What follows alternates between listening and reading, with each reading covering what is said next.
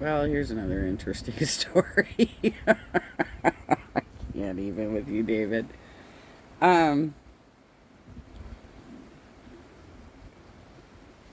I'm at the point where I don't even know why we're giving them airtime anymore, but okay. Let's go over what's going on with Kari Lake and Piers Morgan. We are going to look at part 2 of Kari Lake versus Piers Morgan. Now, I find these conversations genuinely interesting. I'm not a big Piers Morgan fan, and as I've said before, I now just ignore requests from his show to be on because they've now, like 4 times, David, can you be on in 2 hours? We're going to send a car, blah, blah, blah. And then it's just like gets canceled, 5 minutes before, and it's just a waste of everybody's time. I find them unprofessional. I think the show is kind of a mess. But every once in a while, Piers does a really good interview. Last time. I love how you're going on this tangent because this is exactly how I do as well with a lot of the organizations around me. I'm like, are you for real? I mean, that's why actually I'm watching this one right now instead of pumping out the latest video I did on Unite Here Local 11 because I'm like so mad at them. I'm so mad at them for what they did to their own Canvas staff that I need to take a break from it because it's just it's breaking my brain at this point that they would guilt all of us, which they did, by the way. They were guilting all of us to try and get the most out of us while we were on staff walking those blocks, but they are compensating that Canvas staff at such a reduced rate compared to the union dues paying members. And it's just it's very sad. It's very sad that they take advantage of hard workers like that who are, putting their bodies on the line in the field, putting themselves in dangerous situations on behalf of that. You know what? I'm doing the same thing as you. Let's move on. That Piers Morgan interviewed Kari Lake, who, of course, lost her gubernatorial race in Arizona. She really made herself out to look like a fool. And she was in London over the weekend or over the last few days. She did another interview with Piers Morgan. And these go so terribly. And, of course, I don't think Kari Lake realizes it. She promotes it as I face down Piers Morgan or whatever. Piers Morgan accurately tells her, listen, stop going back. You lost in 2020. Wouldn't it be better? I'm sorry, 2022. Right. Wouldn't it be just better to stop talking about how Trump won 2020 and stop talking about how you won 2022? You guys didn't win, and look forward. And Kari Lake apparently doesn't agree because she's got to keep the grift going. You and Trump both refuse to accept the result of democratic elections, and I say to you, in all sincerity, I think it's a vote losing premise. That's fine. To keep saying, I didn't lose when you did. You're better off going, I lost that time, next time I'm going to win. Pierce, I totally understand that. I understand what you're saying. And I would just ask this. When you voted, when was the last time you voted? Right. Here? Yes. In the last election. Okay, so you voted. If you'd shown up and they said you're going to wait 5 hours and 61% of the polling locations... You know what's hilarious about this is what she's describing is what happens in black communities in the South. Not in your white ass communities in Arizona, Kari. This is the shit that happens to black people in the South. It does not happen to your Arizona voters. This is some bullshit. They had some problems, I think, in the 2016 primary. And then they immediately corrected it because it got documented. It was pushed out there that it was a huge problem. And then they corrected it. But we are talking 7 goddamn years ago, Kari. It's been corrected. Oh my God. Had non-functioning equipment. None of this is true, remember. You waited 5 hours, you showed up to vote, and the tabulator refused your ballot. And they said, you know what, go down the road, drive 20. You have to prove Would you this. be okay with that? You have to prove all this. We have proven it. You haven't proven it. We have proven it. You haven't. It's been independently established. You haven't proven it. Oh, Kari, are you saying that your voters weren't on the rolls? That they hadn't properly registered to vote? That they couldn't prove who they were? Like they didn't have any sort of ID on them, or their signature couldn't be matched up to the registrar information? That's what they're constantly blaming. They're constantly saying happens with Democratic votes, right? They're constantly blaming Democrats for somehow getting fake votes. And now what she is describing is the scenario, the reverse scenario. That, oh, my Republicans, they weren't registered. Really? I mean, I think anybody who's ever been a voting adult doesn't believe that, because registers are usually pretty good about, Republicans are usually pretty good about registering properly. And so if they're having that many problems, which they're not, David is correct. This is not actually happening in Arizona. This is some bullshit. And it's highly unlikely, because Republicans are far more likely to vote than Democrats, especially in off years. Yeah, 5-hour fucking lines, Kari. I wish you were there. You say you were robbed. Trump says he was. I've looked Trump in the face, and I've liked Donald personally a long time. But I said to him, I don't know why you keep saying you won the 2020. Nobody wants to go back. Because they think they raise money on it. I don't know if they still do. Look forward. Offer America a positive future. Give them a reason to vote for you next time. Stop banging on about 2020. Yeah. Listen, I agree completely with what Piers is saying. And it really does seem, there was a while where it seemed like it was actually good strategy to keep harping on that.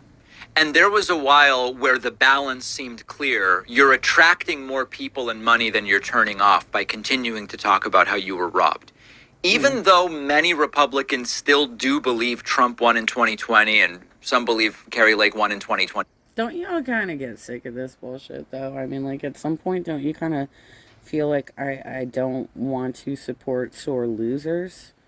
Like, they can't just fucking move on and do something else? They gotta whine, bitch and moan and complain because they were unable to get the job done?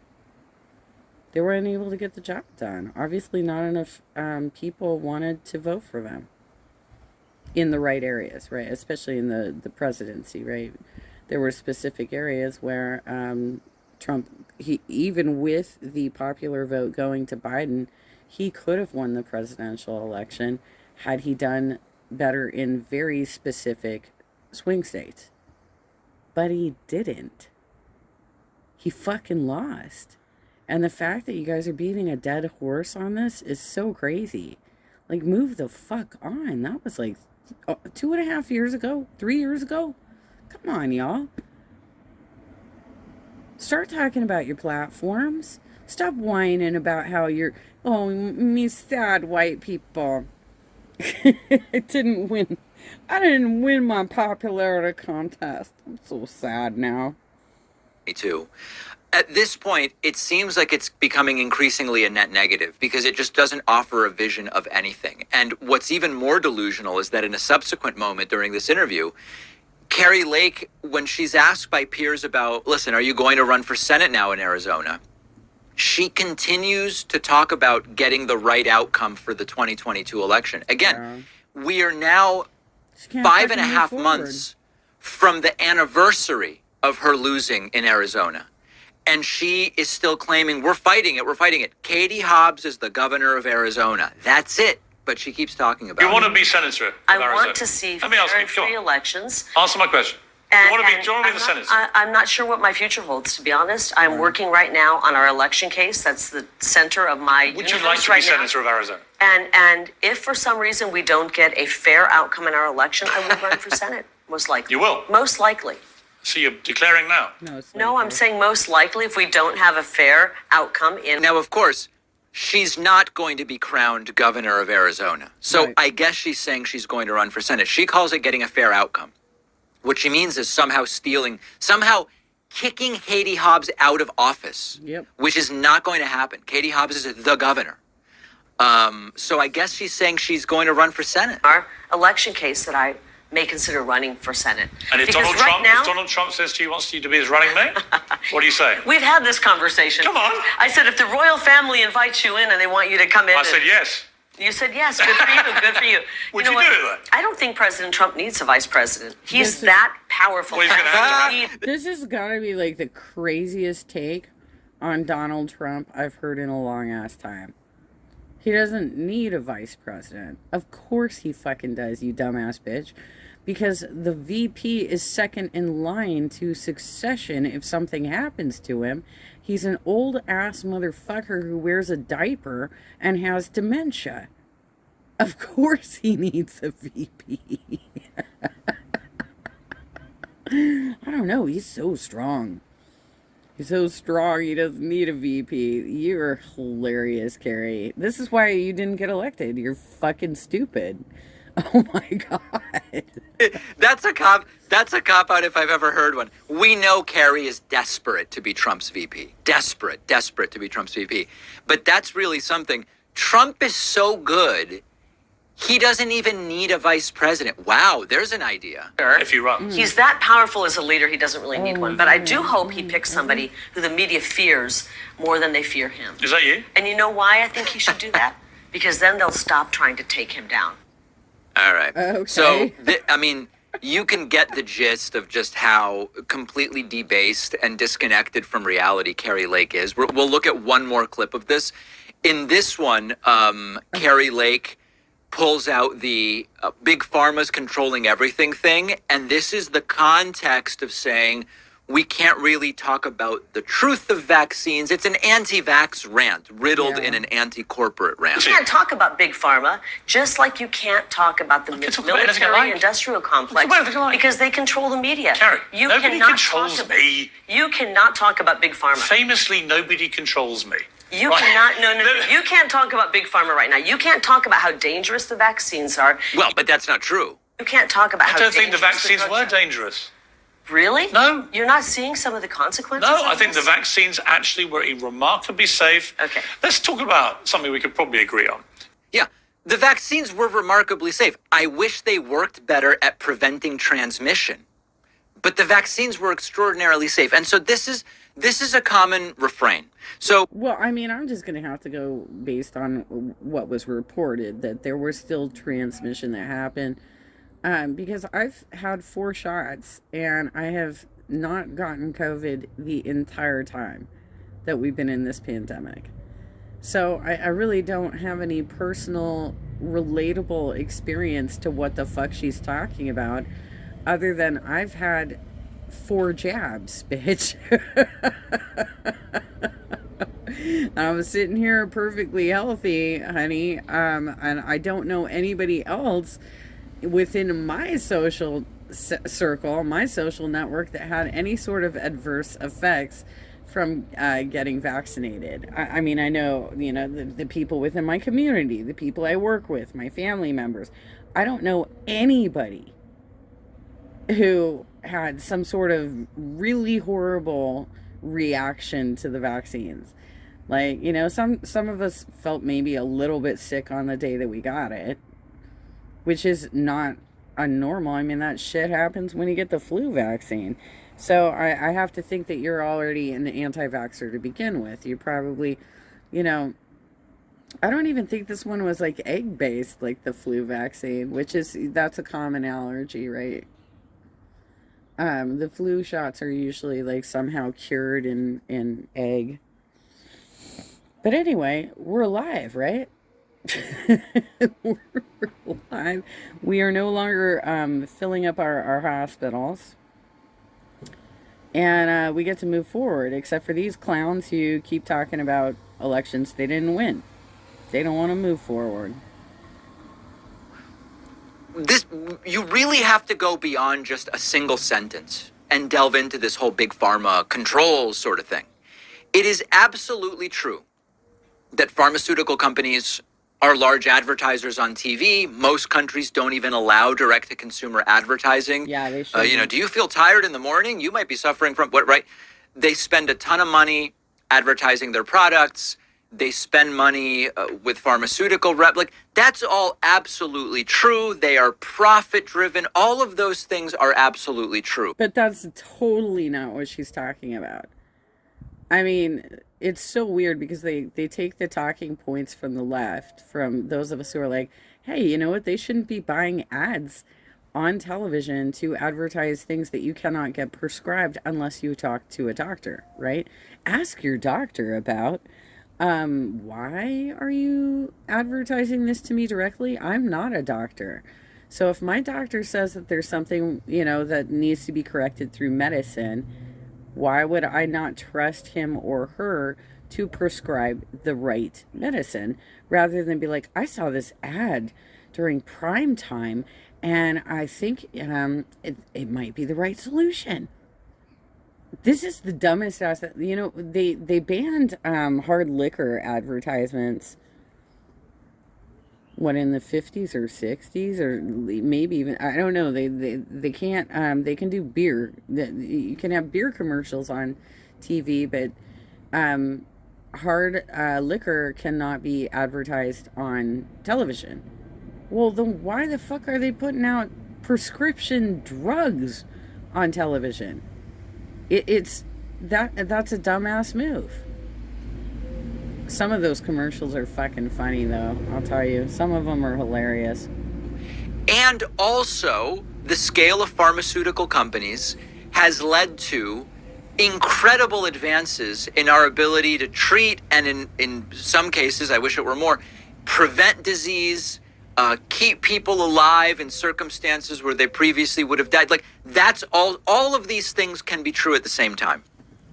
But there are numerous examples of investigative journalism, news organizations doing in-depth investigations into the practices of pharmaceutical companies. We've seen what's happened over the last 10 years with reports about opioids and the ways in which the pharmaceutical companies have lobbied and pushed for more prescribing, even though they knew that these were highly addictive.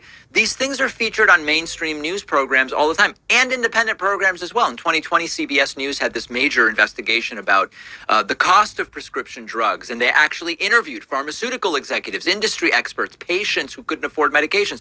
NBC News in 2019 had a major series about the opioid epidemic, and they interviewed families that were affected. They did investigations into how pharmaceutical companies were promoting the use. 28. This is a totally different argument, though, David. And you're right. You're absolutely right. But Kari is literally just doing anti-vaccine scare tactics. Because the vaccine was fucking free to all of us. So we don't have to talk about the cost of it. We got those shots for free.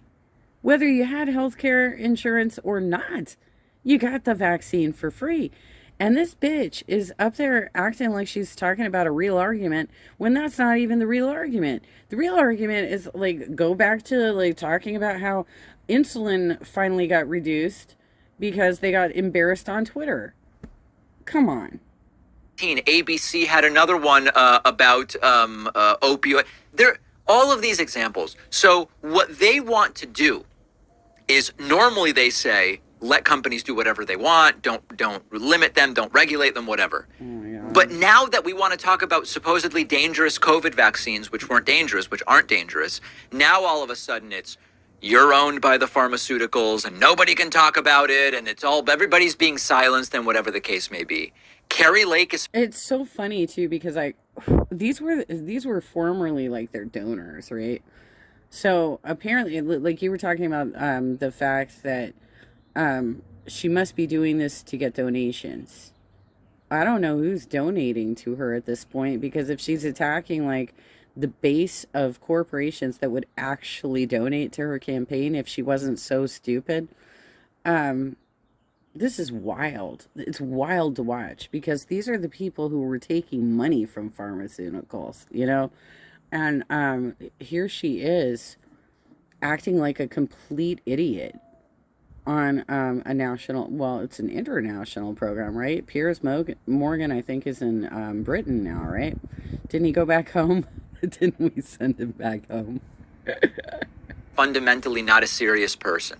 And my hope is, and from all of the data I've seen, she has a shot at being senator if she runs.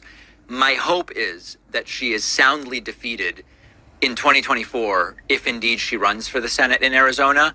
much more soundly than she was defeated, by a much larger margin than she was defeated in Arizona in 2022 running for governor. And quite simply, she lost. The person who got more votes is now the governor, and that's the right outcome. The weather Well, is... hold up. I think you're wrong here. I don't think there's any real shot that she can actually win Senate either. Because she's certainly not going to defeat Mark Kelly, right? She might have a chance of defeating Kirsten Sinema, who has been all over the map too. But I'm fairly certain they have a strong Democrat that's going to be running in for Senate in Arizona. So basically what Kari Lake is going to do is split Kirsten Sinema's vote base, because Kirsten ended up being much further to the right than anybody expected. So there were labor unions who went out and walked for her and are so pissed at her behavior as a senator for Arizona that they will never walk for her again. So Kirsten is not going to get any volunteer resources in Arizona. So that's Kari's only chance to actually get some vote base. But the fact is, I can't remember his name because I live in California, so I'm not paying attention all that closely. But from what I've heard, they have a fairly strong Democrat candidate who is running for Senate. So she's going to split Kirsten's vote, which is great. Go for it, bitch. Do it.